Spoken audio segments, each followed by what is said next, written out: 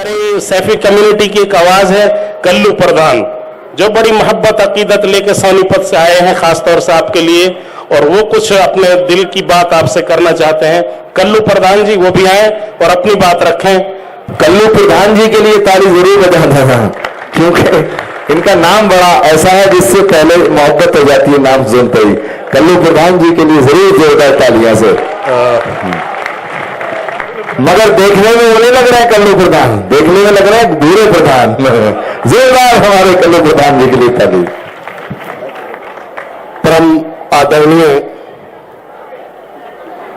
विश्वविख्यात आचार्य गुरु प्रमोद कृष्णन जी, भूपेंद्र गिरी जी, तमाम महात्मा लोग, मौलाना साहब, इस प्रोग्राम के संयोजक, मॉडर्न इंजीनियरिंग के डायरेक्टर भाई असलम खान सैफी साहब, दिल्ली से पधारे सैफी बिरादरी के पिलर मास्टर अली शेर साहब, रियाजुद्दीन साहब, अजमेर खान, याहिया खान सैफी साहब, मंच पर विराजमान हिंदुस्तान के वो तमाम कवि, शायर, शायराना एवं मेरी बहनों और भाइयों, गुरुजी ने एक ऐसा, ये मंदिर का जो निर्माण है ये एक विचार का निर्माण है। कहते हैं कि भरा नहीं है भावों से बहती जिसमें रसधार नहीं, हद नहीं वो पत्थर है सब देश से जिसको प्यार नहीं। जोरदार तालियों से क्या बात कही। दोस्तों साथियों, हिंदू और मुसलमान की लड़ाई देश के अंदर न जाने वो किस मुकाम पे ले जाकर इस देश को खड़ा करना चाहते हैं। हम लोग दोस्तों इस मिट्टी में ही पैदा हुए और इस मिट्टी में ही मिल जाने वाले हैं। दोस्तों, जब हमारा कोई आदमी हॉस्पिटल में बीमार होता है तो हम इतने लोग यहां बैठे हैं, क्या कोई कहता है कि किसी ठाकुर का खून दे दो, किसी मुस्लिम का खून दे दो, किसी ब्राह्मण का खून दे दो या किसी दलित का खून दे दो?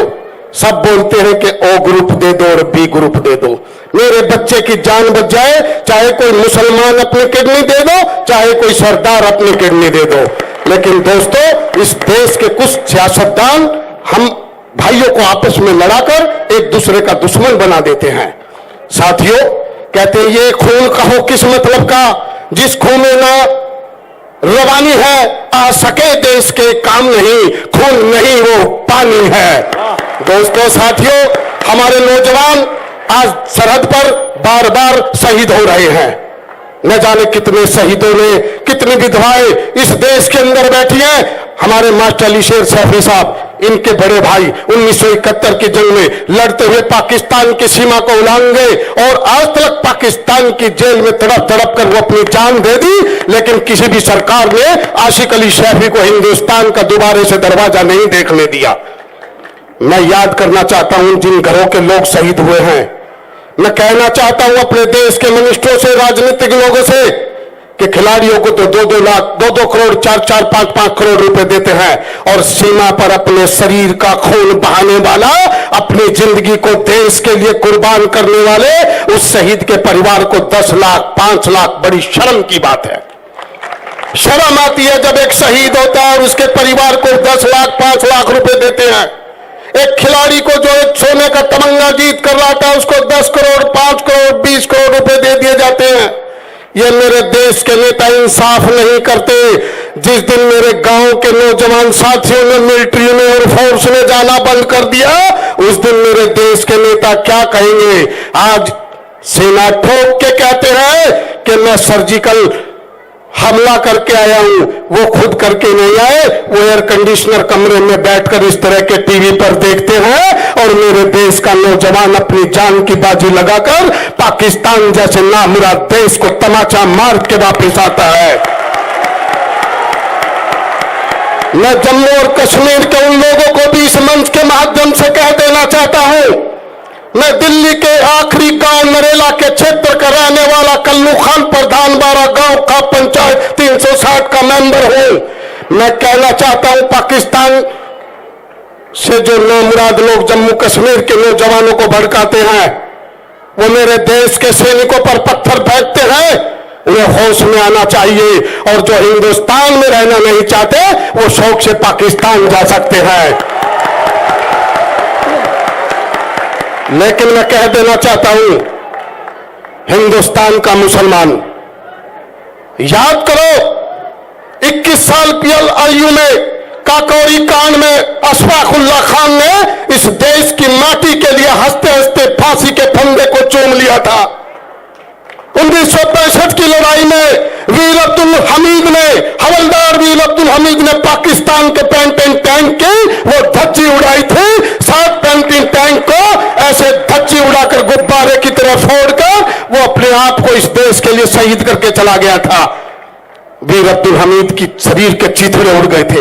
उसकी ये सीधे हाथ की बाजू, सिर्फ इतने बाजू जिस पर घड़ी बंधी हुई थी, रसूलन भी, जो उसकी बीवी ने उसकी पहचान करके बताया था कि ये हाथ वीर अब्दुल हमीद का है। लेकिन दोस्तों, हम लोगों को हिंदू और मुसलमान, सिख और ईसाई के रूप में बांट दिया जाता है। मैं कल्लू खान 5 टाइम की नमाज पढ़ता हूं, तो मुझे ओम भूर्भुवः स्वः तत्सवितुर्वरेण्यं भर्गो देवस्य धीमहि धियो यो नः प्रचोदयात्, ओम शांति शांति भी कंठस्थ याद है। मैं भारत माता की जय बोलने वाला मुसलमान हूं। मैं इस देश की तरक्की, अमन और भाईचारा और शांति से रहना चाहता हूं। लेकिन मेरे देश के नेता बार बार मेरे देश के आदमियों को, मेरी भोली भाली जनता को, मेरे देश के नागरिकों को भाई को भाई से लड़ाते हैं और मासूम लोगों का, बच्चों का, बहनों का, भाइयों का खून बहा देते हैं। जो रोड पर खून बिखरा होता है, कोई उस खून का DNA टेस्ट करके बताए, कोई उस खून के रंग को बताए कि ये खून किसी मुसलमान का है या किसी हिंदू का है या किसी सिख का है या ईसाई का है।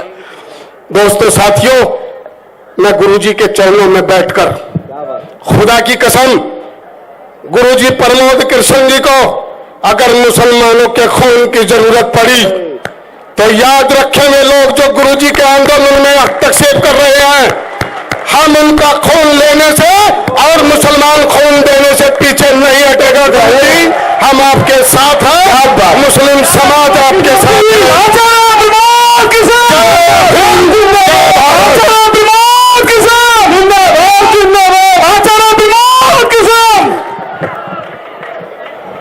बहुत बहुत शुक्रिया कल्लू खान साहब।